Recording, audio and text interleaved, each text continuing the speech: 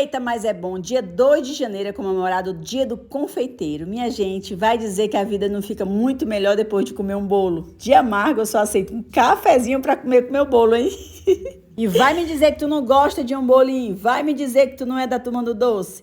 Desde que comecei na confeitaria, gente, eu me vi fora da caixa várias vezes. Tudo que eu olho, eu já quero transformar em bolo. Um bolo fofinho, amanteigado e bem recheado. Uma faquinha. Minha gente, a imaginação vai longe. Em esculpir, me desafiar. Esses anos de confeitaria me ensinou muita coisa. Você pode inovar cada dia que passa, fazendo novidades, explorando suas habilidades essas que a gente nem sabe que tinha e se transforma. Muitas vezes o que dá errado, às vezes dá muito certo. E fazer o novo, inovar na confeitaria, tá cada dia mais gostoso de fazer e de aproveitar. Então, feliz Dia do Confeiteiro. Marca aí teu confeiteiro favorito, hein?